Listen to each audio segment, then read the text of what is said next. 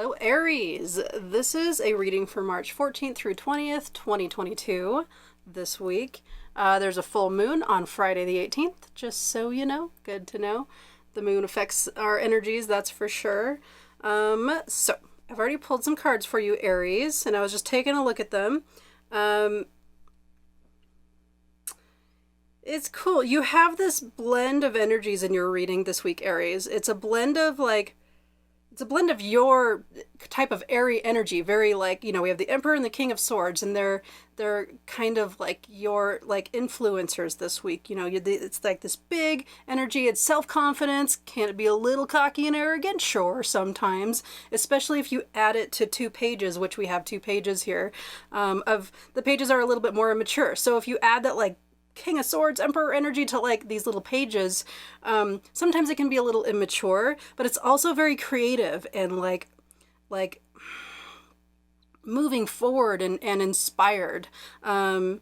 So let's dive into your reading. I just kind of wanted to start with that, I suppose. So we'll start there, actually. In your beliefs this week, we have the Emperor. So this is your energy, Aries. You're showing up in your own beliefs,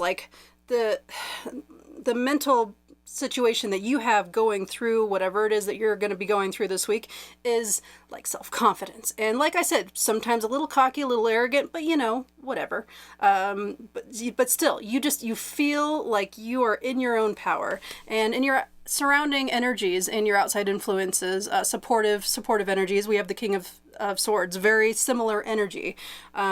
It's very intellectual. It's very communicative, and he's a very good leader because he does use his intellect and he does use his voice, and that's the energy that's surrounding you this week. Like I said, we have that energy kind of surrounding you and in your head, but then we also have a little bit of the immature page stuff. So there is a little bit of a warning here to make sure that you don't be too immature with all of this intellectual self-confidence and leadership, this feel of leadership. And it's all around you as well. And considering it's in your supportive energies, the King of Swords, it could also very well be an actual person or a group. It could be an actual person that is giving you information this week. And especially since you have in your motivation here, we have the Page of Swords. And the Page of Swords in her particular deck, she hugely emphasizes that he is a messenger. So considering your King of Swords is in your supportive energies, your motivation this week could have been something that somebody who embodies the King of Swords energy said. It could have been this message could have very well have come from the King of Swords. So, it's a general reading. So for some of you, it's just going to be a surrounding energy of intellect and leadership and that Aries energy, and for some of you it's going to be an actual person who you kind of respect and see as that intellectual leader who gave you something. Maybe he just said something in a conversation and he didn't even realize what he gave you, but your brain was like, ooh, that's a good idea, or oh, that helps me understand something else. And that's your motivation this week, and you're going with it. In your recent past, we have Temperance, a blending of 2 things in your world, a blending of 2 beliefs, perhaps, a blending of,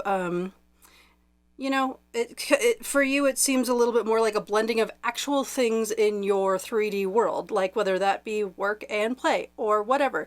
This week you're moving into this week with the energy of a blending of something. Let's see. And you're moving from the Temperance energy. We move into the Queen of Pentacles in your present situation. And it's just,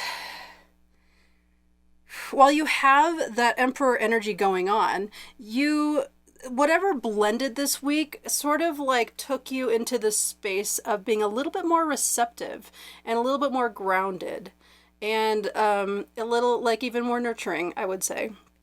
And what crosses you here, what your challenges this week is the 5 of Wands. So the 5 of Wands generally are people who are they're training.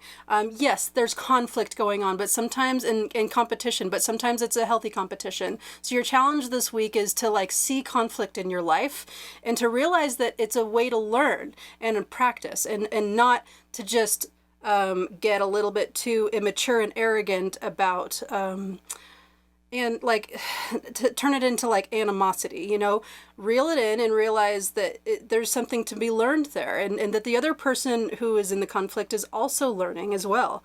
It's a learning opportunity. So your challenge this week is to recognize those types of, like, whenever there's a little bit of, like, you know, to recognize them as a learning opportunity, I would say, in your reading.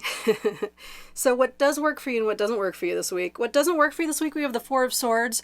I would say what doesn't work for you this week is to, like, slow down and relax. That's not working for you this week for whatever reason. What does work for you this week is the Fool. What does work for you this week is to not just, like, lay down and be like, I'm going to take a day off. What does work for you this week is to jump right in and to not worry so much, to almost embody more of that Page energy and a little bit less of the Emperor energy, and just be excited and move forward and, like, don't think too much. You know, the Pages are young and impulsive. So and so is the Fool. I would say your advice here this week in this position is to be impulsive and to just go for it. Be the yes man. Do the yes thing, right? Say yes to everything. Be like, okay, yes. And okay, so what's next? I would say, yeah, I'm going to leave that there. Okay, Aries. So moving into your near future and outcome. In the near future, we'd have the Page of Pentacles. So like I said, you have those two pages. Your motivation is the Page of Swords, so a message, but also just that Page of Swords energy, where, like, you know, he